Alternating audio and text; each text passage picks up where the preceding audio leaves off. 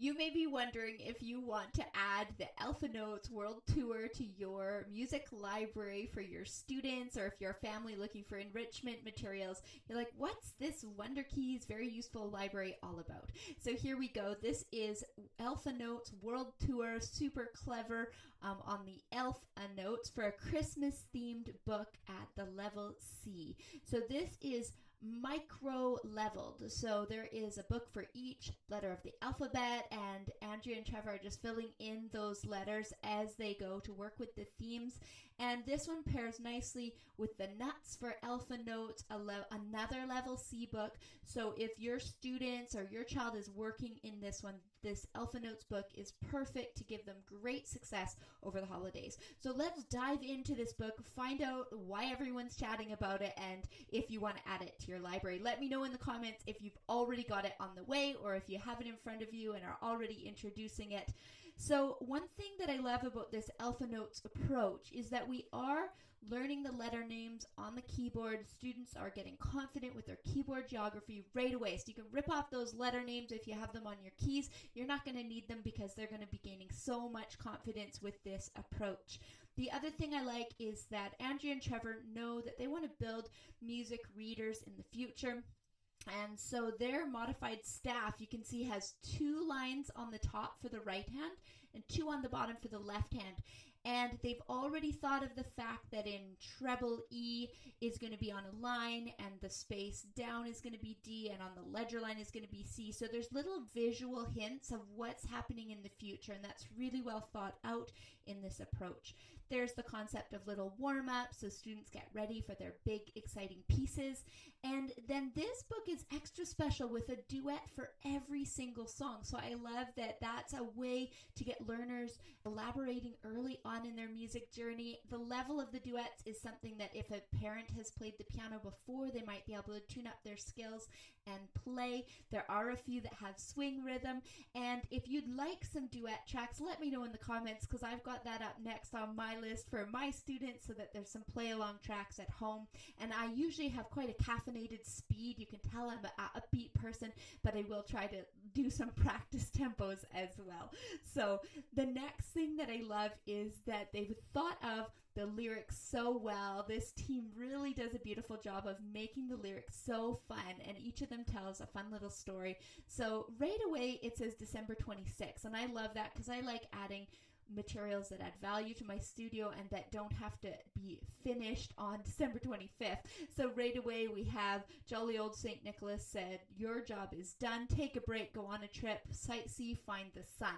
So those are kind of fun lyrics to get students ready for this journey around the world. So that's a great way to also add some extra interest. What do other people do around the world at Christmas? Some may celebrate, some may not, some celebrate differently. So that gives another kind of subplot that gets students curious about music around the world. So the next thing is you'll see some modified Jingle Bells, as well as different pieces throughout the book, and they're modified creatively to fit in that hand position. This one is going to work from, I call it butterfly position, C's together at the piano and working away from each other.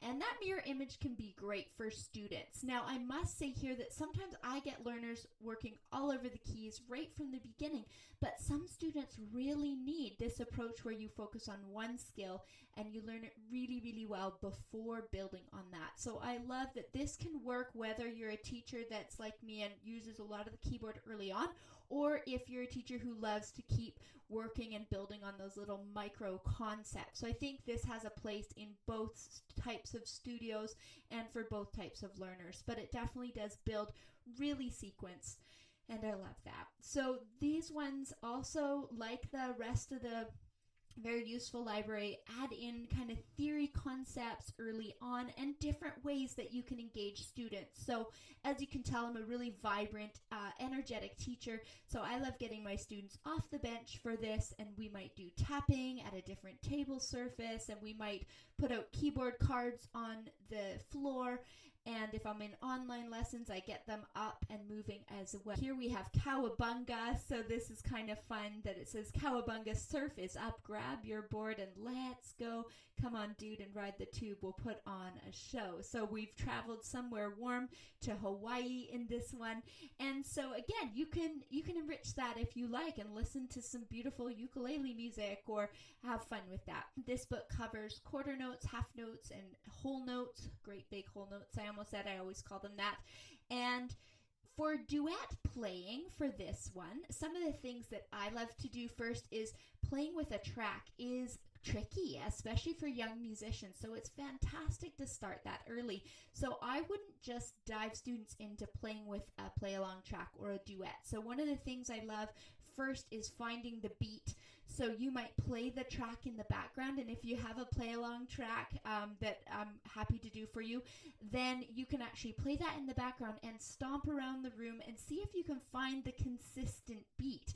So that's the first thing about playing together, is that you're learning to hear that nuance of a steady beat throughout. The next thing I might do is work on like an introduction. Okay, is there a certain amount of notes before we start together? Are we saying something before we start? So we would keep our bodies still and kind of listening. Sometimes I might have students close their eyes so it removes a sense of that if they're able to work like that.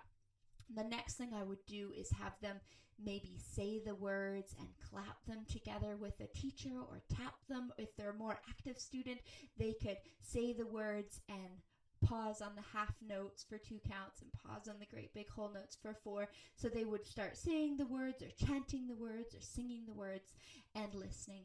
And then finally, we might start with a micro goal, not just putting on the track and playing the whole song right away. We'd probably make sure the song was feeling really polished and secure as a solo, but we'd be doing the preparation in advance for playing the duet by doing those other things I mentioned in advance. And then lastly, we might just work on one line. So we'd say, okay, now let's try it together. Let's do one line, and then we can pause if we need to. And then you can go from there. And that just is a springboard into collaborative playing, duet playing. So I'd love to hear if you've tried the very useful library. Make sure to say hello in the comments, and we'll see you next time.